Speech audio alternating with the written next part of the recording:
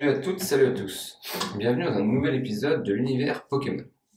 Un épisode qui va être un peu spécial parce que c'est une introduction sur plusieurs épisodes que je vais faire dans les semaines à venir. Ça va pas être toutes les semaines, ça va pas être régulier. Je vais mettre quelques petits éléments entre-temps, notamment pour Pokémon Célébration et autres. Mais ça va être quelque chose qui va durer une dizaine d'épisodes et qui pourra peut-être durer par la suite si vous avez des questions ou des éléments pour lesquels vous souhaitez avoir plus de précision. Alors en fait, cette série va être autour du manga Pokémon. En tout cas, d'un des mangas, puisqu'il y en a plusieurs, mais le manga principal qui est Pokémon Adventures en anglais, donc Pokémon Aventure en français. C'est un manga en fait qui est lié beaucoup à l'univers du jeu vidéo, comme j'allais dire un peu tout, que ce soit l'animé ou que ce soit les cartes, mais qui vraiment reprend les personnages du jeu vidéo.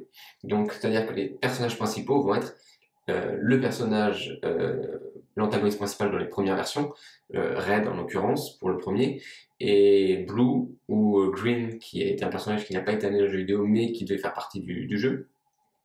Et puis ensuite on va aller sur les personnages féminins et masculins, X et Y, épée, bouclier, puisque les noms des personnages vont être les noms des jeux. Donc comme ça c'est très facile de savoir, diamant, perle, épée, bouclier. Soleil, lune, voilà. Donc c'est très facile, c'est un peu incohérent en termes de prénom, puisque c'est étonnant d'appeler son enfant noir, blanc, mais bon, ça permet au moins de savoir à qui on a affaire, dans quel univers on est et comment ça se passe. Généralement c'est un petit peu mieux tourné que ça, hein. Je vous ai fait, c'est X et Y, mais en fait c'est le X c'est la première lettre du prénom, Y c'est la première lettre aussi du prénom, et ça fait un ensemble.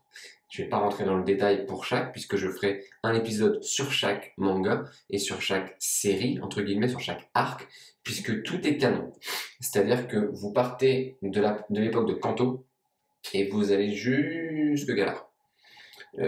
Donc c'est quand même bien fait. On voit toute l'évolution. C'est fait de manière justement à pouvoir s'y retrouver, comprendre mieux l'univers et ça vous apporte vraiment de très très belles précisions. Avant d'aller un peu plus en détail justement sur cet univers et donner 2-3 éléments, merci à tous ceux qui me suivent sur la chaîne, à tous ceux qui écoutent le podcast. Il y a 3 épisodes qui ont dépassé les 100 écoutes sur le podcast. Sur la chaîne, j'attends vos retours en commentaire.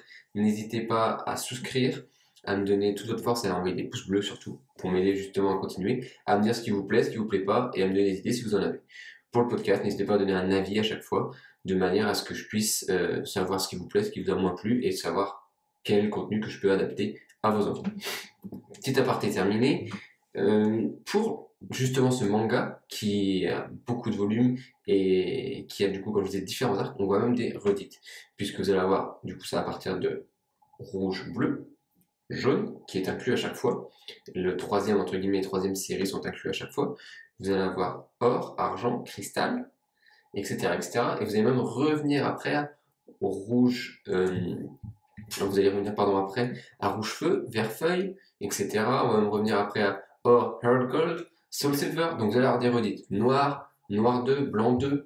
Donc voilà, tout va être fait en fait en fonction des jeux et vous allez pouvoir avoir des retours dans les histoires précédentes. Donc c'est vraiment très très calé, très précis. Chaque univers, chaque arc même plutôt aura ses Pokémon et ses nouveautés. Qu'on soit dans la méga évolution, les Z-Move, etc. Tout ça va apparaître dans chaque manga, dans chaque série. Ensuite, pour la partie personnages principaux, on voit tous les liens d'affiliation qu'ils ont, tous les liens de parenté même. Certains vont revenir alors que dans le jeu ils ne reviennent pas forcément. C'est assez intéressant. Vous allez voir des aperçus, vous allez voir des mentions aussi qui vont être intéressantes. Et ça va vous donner vraiment une autre vision de l'univers Pokémon que vous avez juste avec les jeux pardon, qui sont assez scindés mine de rien, avec l'animé où on a Sacha, certains personnages des arènes et autres qui reviennent, mais Sacha, ça reste quand même très Sacha. Donc là, on va pouvoir avoir quelque chose qui est vraiment sur l'histoire propre de Pokémon. Et là, vous allez mieux comprendre certains éléments, des affinités, et puis un peu le background, comme j'allais dire, l'historique du personnage et son caractère ou sa spécialité. Donc ça a vraiment un grand intérêt. Pour tous ceux qui sont fans et qui ont joué, qui ont regardé les animés ou les films, qui collectionnent éventuellement les cartes et les figurines ou autres, si vous n'avez pas commencé le manga, il est temps. Là, c'est un des derniers, c'est épée et bouclier. C'est la dernière arc en fait sortie. qui est vraiment cool. En fait, on peut se dire que ça peut être lassant à la fin, que ça peut être fatigant, mais en fait non, parce que le fait d'avoir un nouveau personnage, un nouveau décor, mais quand même de garder quelques liens avec ces univers précédents et d'essayer de tout mettre en corrélation, franchement, ça marche très très bien. Donc ce que je vous propose en fait à travers cette série, c'est de faire un épisode ou une vidéo sur laquelle je traiterai juste d'un arc. Donc ça va être au départ rouge et bleu, ensuite ça va être jaune, etc., etc.